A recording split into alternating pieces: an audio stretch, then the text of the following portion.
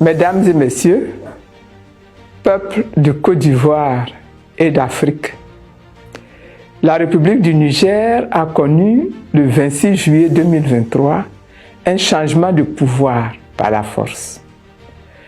Le régime du président Mohamed Bazoum a été renversé par des militaires nigériens réunis au sein du Conseil national de sauvegarde de la patrie, CNSP, dont le chef est le général Aboudraman Tchiani.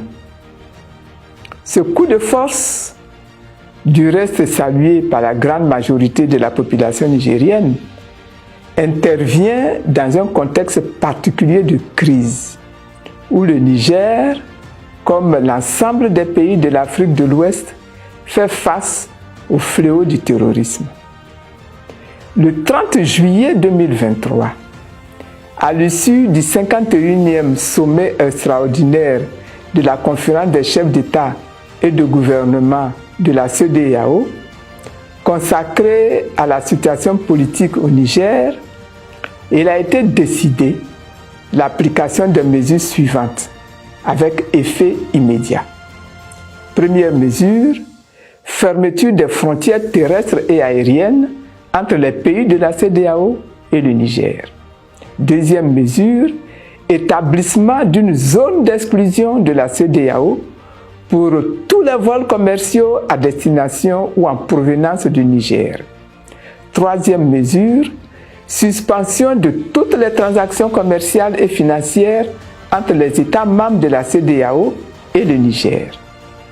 Quatrième mesure, gel de toutes les transactions de services, y compris les services publics. Cinquième mesure, gel des avoirs de la République du Niger dans les banques centrales de la CEDEAO. Sixième mesure, gel des avoirs de l'État du Niger ainsi que des entreprises publiques et parapubliques logées dans les banques commerciales. Septième mesure, suspension du Niger de toute forme d'assistance financière et de transactions avec toutes les institutions financières, notamment la BIDC et la BOAD. Huitième mesure, interdiction de voyage et gel des avoirs des officiers militaires impliqués dans la tentative de coup d'État. Cette mesure s'applique également aux membres de leur famille et aux civils acceptant de figurer dans toute institution ou tout gouvernement à mettre en place par ces officiers militaires.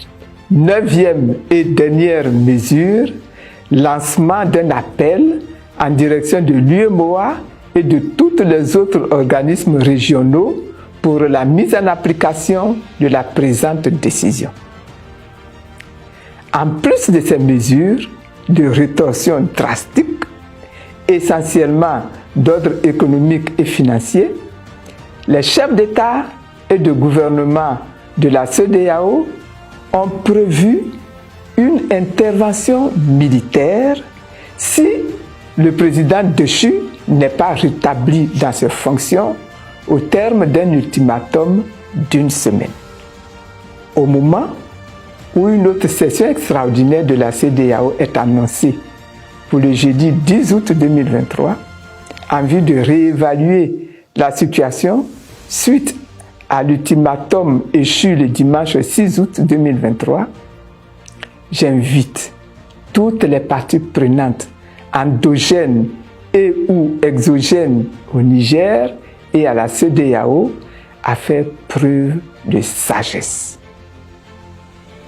À la vérité, la position des dirigeants de la CEDEAO est la même que celle qu'ils avaient prise contre le régime du colonel Assimi Goïta au Mali. Je rappelle que la série de sanctions qui en découle fait penser à celles qui ont été prises par cette même organisation sous-régionale sous l'instigation de la France et de l'Union européenne contre la Côte d'Ivoire pendant la crise post-électorale de 2010 à 2011. L'on avait alors, au nom de prétendues règles démocratiques à respecter, poussé à son comble de cynisme politique en imposant au peuple ivoirien un embargo sur les médicaments importés. Plusieurs personnes en perdirent la vie. Tout cela s'est fait dans l'indifférence totale et parfois avec la complicité de certains pays africains voisins de la Côte d'Ivoire. Ces sanctions produisent comme conséquence une punition du peuple nigérien. Leur sévérité et la rapidité avec laquelle elles ont été mises en œuvre inclinent à penser que l'on reproche aux forces vives du Niger leur soutien aux acteurs du coup d'État. Ces sanctions apparaissent ainsi comme une mise en garde contre toute volonté des peuples africains à lutter pour leur souveraineté. Ces sanctions confortent également la majorité de l'opinion africaine dans le sentiment que la CEDEAO et l'UEMOA sont instrumentalisés par les chefs d'État pour protéger et perpétuer leur régime et leurs intérêts. Elles traduisent éloquemment la tendance de plus en plus affirmée à utiliser les institutions économiques et financières pour tenter de régler des crises politiques internes aux États dans un sens qui n'est pas forcément celui qu'approuvent les peuples. Enfin, ces sanctions donnent à l'opinion africaine le sentiment que ces organisations aux ordres des chefs d'État sont manipulées par la France et par ses partenaires européens et internationaux. Je réaffirme ici que les sanctions prises contre le peuple frère du Niger sont illégales, car aucune règle de la CEDEAO et de l'UEMOA ne les justifie. Ces sanctions à caractère purement politique sont iniques et peuvent être qualifiées de crimes contre l'humanité. Sur le plan éthique, elles sont inhumaines. Que l'on ne s'y trompe pas, les enjeux majeurs de cette crise au Niger s'apparentent à ceux des crises du Mali, du Burkina Faso. Ils se cristallisent autour de la problématique de la souveraineté de la République du Niger et des ex-colonies africaines de la France qui, 63 ans après la proclamation de leur indépendance politique, subissent encore le diktat des gouvernants français. L'on retient ici 3 enjeux majeurs. Premièrement, la crise nigérienne est d'abord et avant tout une opportunité pour réévaluer les relations entre la France et le Niger, entre cette ancienne puissance coloniale et ses ex-colonies.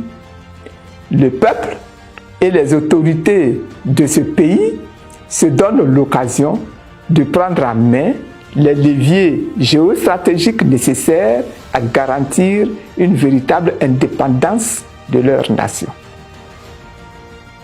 Deuxièmement, la crise nigérienne, c'est aussi une opportunité que se donnent les nouvelles autorités du Niger en vue de tirer les meilleurs partis d'une mondialisation amplifiée des relations internationales.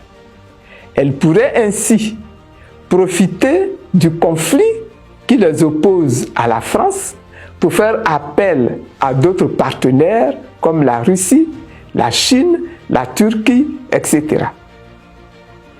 Troisièmement, la crise nigérienne est révélatrice d'un nouvel état d'esprit des peuples africains et des armées africaines. Elle est un exemple qui peut aussi faire tache d'huile.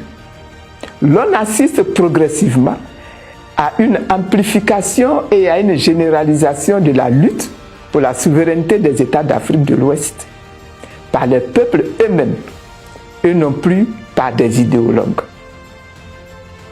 Aujourd'hui, la menace d'une attaque du Niger par les forces de la CEDEAO et de ses alliés occidentaux cristallise toutes les attentions et fait craindre dans la sous-région ouest-africaine un chaos comparable à celui qu'a entraîné l'assassinat du colonel Kadhafi et la déstabilisation de la Libye. Or, le président Alassane Ouattara a décidé au cours d'une réunion du Conseil national de sécurité tenue le 2 août 2023 d'engager l'armée ivoirienne dans l'intervention militaire de la CEDEAO contre la République du Niger. Cette décision transgresse la constitution ivoirienne qui dispose en son article 104 que la déclaration de guerre est autorisée par le Parlement. En cas de désaccord entre les deux chambres, la décision appartient à l'Assemblée nationale. Et j'arrête là ma citation. Le chef de l'État aurait donc dû obtenir d'abord l'accord du Parlement avant d'engager le pays dans cette guerre. Je tiens à dire que ni les sanctions économiques et financières, ni l'intervention militaire contre le Niger ne sont de nature à apporter des solutions viables à la crise. C'est pourquoi, conformément à ma vision d'une Afrique digne, souveraine et prospère, j'affirme premièrement ma solidarité au peuple frère du Niger. Deuxièmement, je rappelle qu'après des siècles d'esclavage, des décennies de colonisation et d'indépendance politique, toute velléité de recolonisation de l'Afrique contemporaine est inacceptable. Troisièmement, je déclare que le moment est venu de retirer du continent africain toutes les forces militaires françaises. Quatrièmement, je condamne fermement les sanctions inhumaines de la CEDEAO et de l'UEMOA contre les populations nigériennes. Cinquièmement, je demande la levée le plus rapidement possible de toutes les sanctions contre le Niger. Sixièmement, j'interpelle la CEDEAO, la France, l'Union européenne, l'Union africaine et l'ONU sur leurs responsabilités quant à la dégradation de la situation humanitaire au Niger.